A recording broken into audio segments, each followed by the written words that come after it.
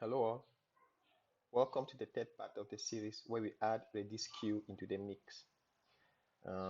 Just continuing from where we stopped, I'm just going to create my environment in such a way that we'll be able to test when we're finished. So what I would just quickly do here is use Tmux to split the screens into 4 parts. And I can come here and split it again.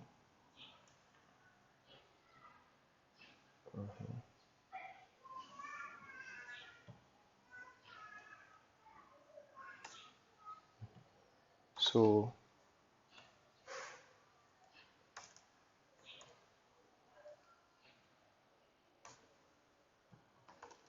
I would activate virtual environment here, just so that when it's time here,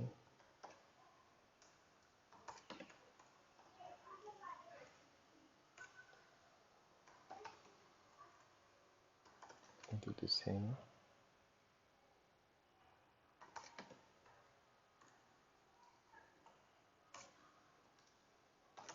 And do the same. I'll just delete whatever we have here. And head into the code.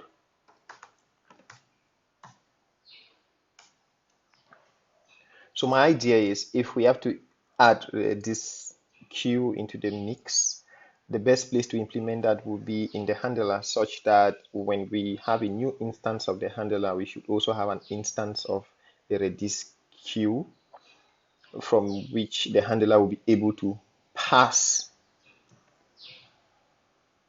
the events directly to the queue. I'm just going to implement it here. So what I will do is I'll say from Redis import Redis, and from rq import the queue. And the next thing will be, in order for us to instantiate the Redis queue whenever we have an instance of the file handler, we should do that in the init method.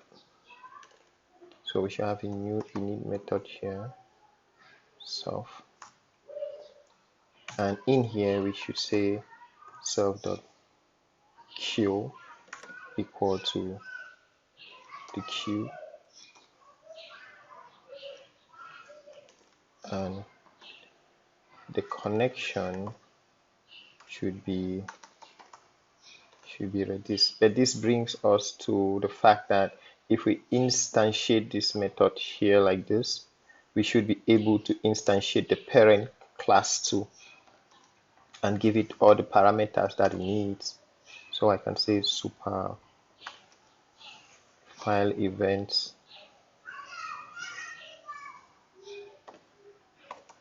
handler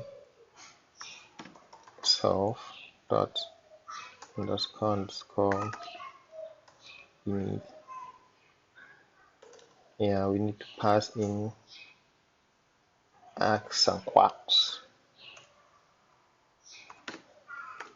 Star arcs, star quarks, and pass those here so that it has everything it needs to instantiate itself.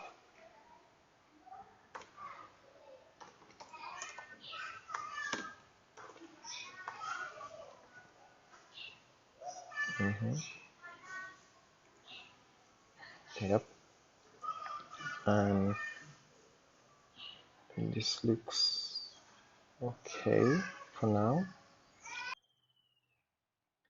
And the next thing we should be able to do from here would be come in the process method, and instead of printing this file name here, what we can do is just say, we can say file name is equal to this, is equal to the events source path, and then we can just push the file name into the queue.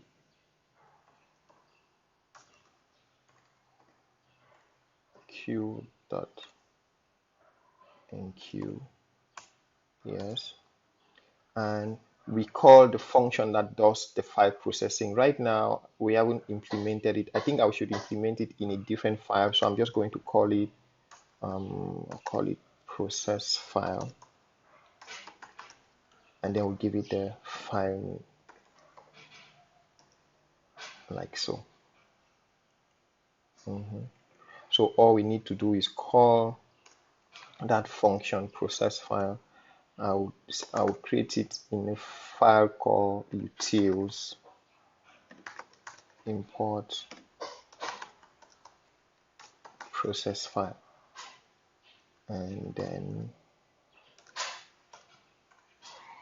I'll come here,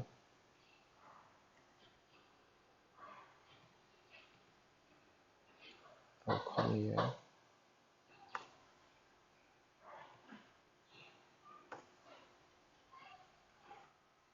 oh, what is happening? And then I'll come here, yep, I'll add a new node. I'll call it utils.py, and in utils.py I'll just create a function called process file that takes in a file name, and here we will print the file name.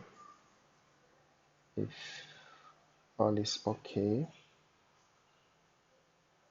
we should be able to test the code now.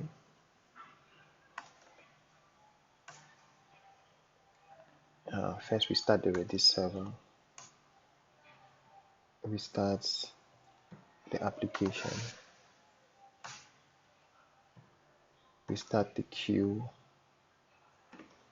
workers. We should I'm creating 2 queue workers here, and so if I create a couple of files here, the worker should be able to pick it if everything is okay.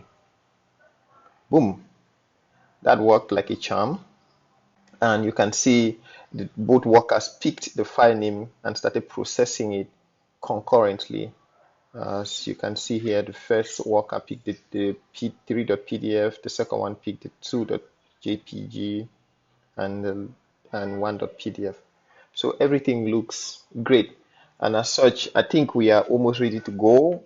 All we need to do is add pattern matching in the mix, and that should be fairly easy to do. But right now everything is looking good.